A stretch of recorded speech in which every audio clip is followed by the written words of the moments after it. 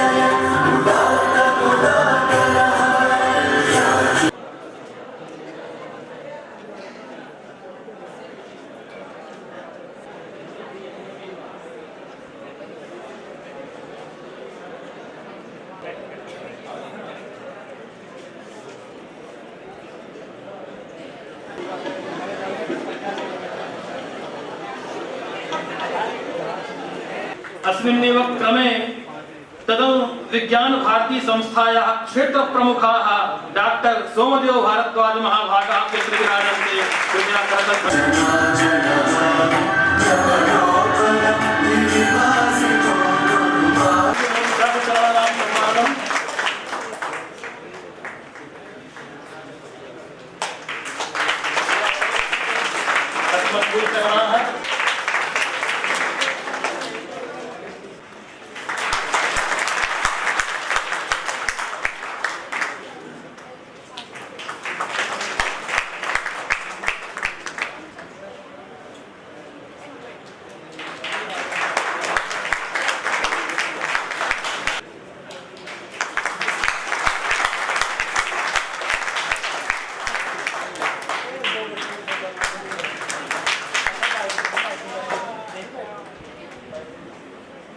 सम्प्रति डॉक्टर जम्मू कश्मीर प्रदेशस्य नायकाः मान्याः महामान्याः उपराज्यपाल महोदयाः एतेषां हार्दिकम् अभिनन्दनं च वयं व्याहरामः। एतेषामपि हार्दिकं स्वागतं वयं व्याहरामः। एवं च है कि वेद पुराण उपनिषद ये सारे के सारे केवल कर्मकांड के लिए है, ये जन उपयोगी नहीं है और संस्कृत भाषा तो व्यवहार की भाषा नहीं है। मैं आप सबसे प्रार्थना करना चाहूँगा कि केंद्रीय संस्कृत विश्वविद्यालय के जो हमारे 12 परिसरण हैं और 36 जो हमारे आदर्श महाविद्यालय हैं, सर्वेष्वपि महाविद्यालयेषु परिसरेषु सर्वेपि प्राध्यापकाः आचार्याः छात्राश्च संस्कृत भाषायामेव अध्यापयन्ति अध्ययनं च कुर्वन्ति। अतः संस्कृत भाषा व्यावहारिकी भाषा नास्ति इति भ्रमः अस्ति। किमपि कार्यं जयतु भारतम्। धन्यवादः।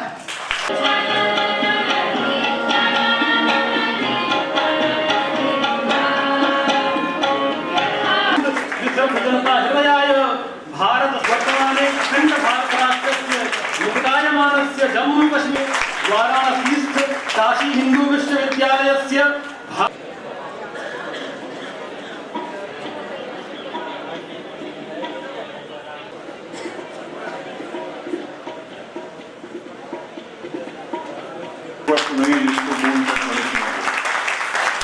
सच्चाई है और वैदिक शिक्षा पद्धति ही आज मॉडर्न वर्ल्ड का मूल आधार है।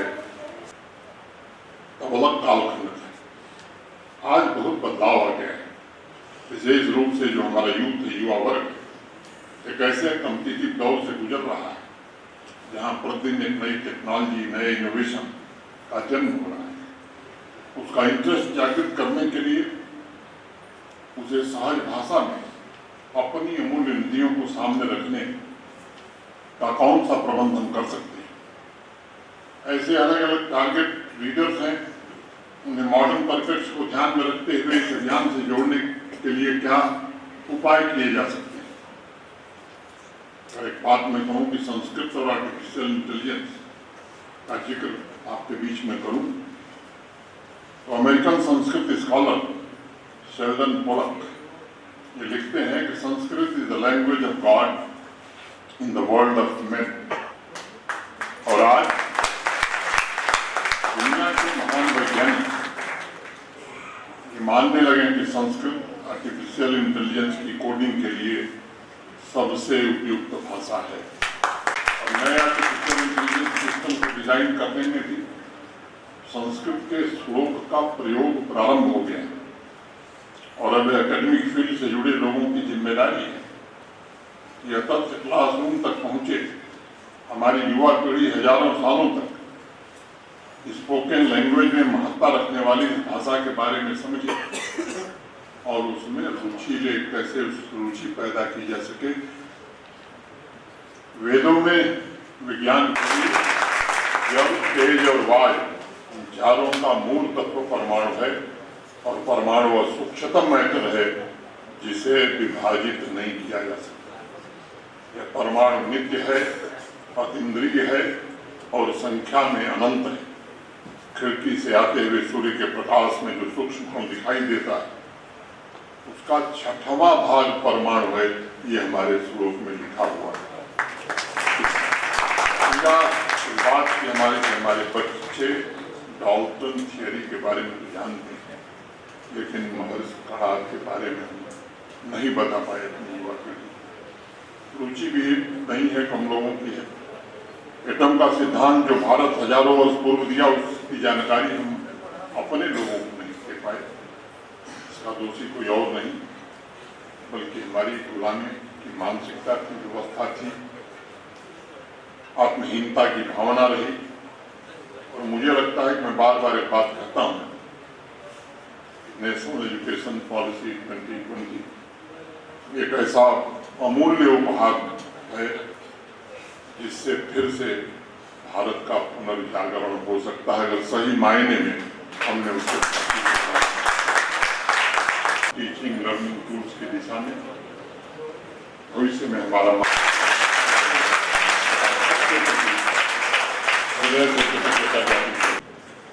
जब वेदों की रचना हुई थी उस समय भारत की इकोनॉमी, एजुकेशन, कल्चर, फिलॉसफी मैं समझता हूँ कि ये भारत का प्रमुख आधार है। हम लोग भी जब विद्यार्थी के नाते इंजीनियरिंग के विद्यार्थी के रूप में जब पढ़ते थे उस समय भी ये बात समझ में आती थी कि सभ्यता और संस्कृति का इंजन दुनिया का वो भारत ही था। और मुझे लगता है कि जिसने केवल वेस्टर्न वर्ल्ड को ही स्टोन एज से निकालने का काम नहीं किया बल्कि साइंस, मैथ, एस्ट्रोनॉमी, मेडिसिन के द्वारा एक नई सामाजिक आर्थिक नींव भी रखी।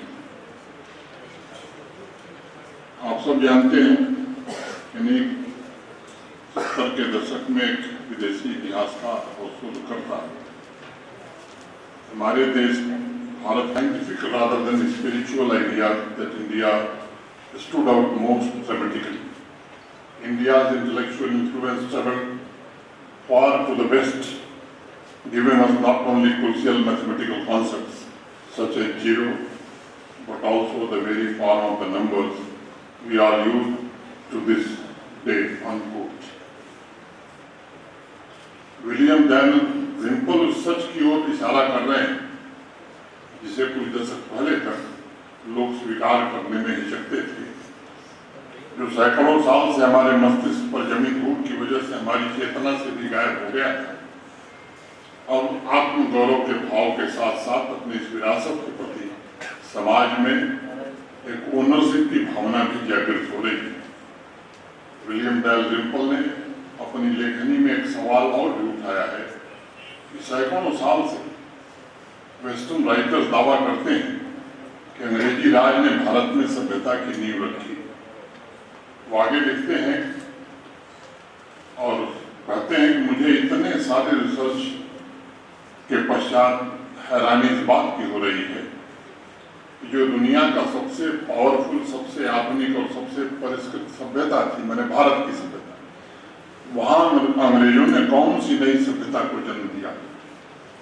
और आगे लिखते हैं वो, how would you set out of bring civilization to a part of the world that you recognized has been supremely civilized for thousands of years। और इसलिए आज मैं कहना चाहता हूँ, भारत के प्रधानमंत्री के नेतृत्व में न सिर्फ विश्व की नई आर्थिक शक्ति के रूप में हम उभर रहे हैं, बल्कि हम उस सम्मान और गौरव को भी हासिल करने की कोशिश कर रहे हैं जो हजारों वर्ष पूर्व हमारे पूर्वजों को वैदिक काल में उपलब्ध था।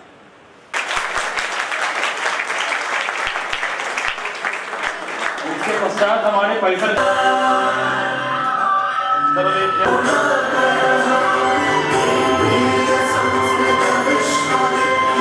जम्मू के विज्ञान परिषद तथा केंद्रीय संस्कृत विश्वविद्यालय के संयुक्त तत्वावधान में 2 दिवसात्मक वैदिक अंतर्राष्ट्रीय सम्मेलन होने जा रहा है। इस सम्मेलन में प्रसिद्ध विश्वविद्यालयों के लगभग 10-12 कुलपति उपस्थित हो रहे हैं और इसका महत्व ये है कि इसमें संस्कृत विश्वविद्यालय के जो विद्वान हैं, वैदिक विद्वान के साथ साथ जो आधुनिक विषय के विद्वान हैं वो भी सम्मिलित हो रहे हैं। केवल कर्मकांड की भाषा है, वेद, उपनिषद, पुराण ये सभी कर्मकांड की ही भाषा है, परंतु ऐसा नहीं है के द्वारा जिस तरह से वेद, पुराण, उपनिषद और जो दर्शन के ग्रंथ हैं उसका गंभीर अध्ययन अध्यापन किया जाता है, उसी प्रकार आधुनिक जो विषय हैं, चाहे वो कंप्यूटर हो, सोशल साइंस हो, उन सभी विषयों में भी अध्ययन अध्यापन किया जा रहा है। आज जो आधुनिक विज्ञान को जानने वाले विद्वान उपस्थित हैं और जो वैदिक अनुसंधान करेंगे कि वैदिक वाङ्मय में जो अमूल्य निधि है उसका कैसे आधुनिक तकनीकी के द्वारा हम एक नई दिशा में अपनी प्राचीन ज्ञान परंपरा को विकसित कर सकें। लोग ये समझते हैं कि वेद में विज्ञान नहीं है। मेरा ये मानना है कि वेद संपूर्ण विज्ञान ही है, क्योंकि मनु ने कहा है सर्व ज्ञान मयो ही सा, अर्थात संपूर्ण ज्ञान इसमें भरा पड़ा है। हमारे महाभारत में तो ये भी कहा गया है कि धर्म, अर्थ, काम और मोक्ष के संबंध में जो महाभारत ग्रंथ में है वही पूरी दुनिया में है, और जो इस ग्रंथ में नहीं है वो तो कहीं पर भी नहीं है। आज लोग कहते हैं, जो वैज्ञानिक अनुसंधान कर रहे हैं वो सोच रहे हैं कि चंद्रमा पर पानी है या नहीं, सूरज में पानी हो सकता है या नहीं, लेकिन हमारे वेद ग्रंथ में इसका पहले से उल्लेख आ रहा है और वो बता जा रहा है कि जिस तरह से पृथ्वी पर जल है, जिस तरह से औषधि में जल है, उसी प्रकार लोग और लोक में भी जल है। वैदिक मंत्र है पय पृथिव्याम पय औषधिषु पयो दिव्यंतरिक्षे पयोधाः। लोग कहते हैं कि पृथ्वी चल रही है, परंतु हमारे वेद में पृथ्वी को स्थिर बताया गया है और सूर्य को चलने की बात कही गई है। वेद का मंत्र है आकृष्णेन रजसा वर्तमानो निवेशयन मृतम मर्त्यंच हिरण्येन सविता रथेन देवो याति भुवनानि पश्यन्। अर्थात जो सूर्य है वो संपूर्ण संसार को, जितने भी प्राणी हैं उनको प्रेरित करते हुए, सबको देखते हुए अपने स्वर्ण जैसे रथ से विचरण कर रहे हैं। तो ये जो प्राचीन और आधुनिकता में कुछ विसंगतियां हैं, इनका दोनों पक्षों के विद्वान मिलकर के रिसर्च करेंगे और जन जन तक वेद के इस ज्ञान को फैलाने का प्रयास करेंगे।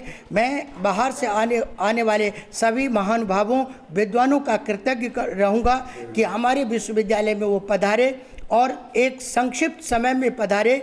और सबसे पहले जो जम्मू कश्मीर के माननीय उपराज्यपाल महोदय हैं, उसका संस्कृत के प्रति, अपनी प्राचीन ज्ञान परंपरा के प्रति, वेद के प्रति इतना अगाध स्नेह है कि वो इतने शॉर्ट टाइम में हमारे परिसर में आकर के अपनी संस्कृति और अपनी ज्ञान परंपरा को बढ़ाने के लिए और हम सबको प्रोत्साहित करने के लिए वो पधार रहे हैं। ठीक ही कहा गया है, भारत की 2 ही प्रतिष्ठा है, या तो संस्कृत भाषा और यहाँ की संस्कृति।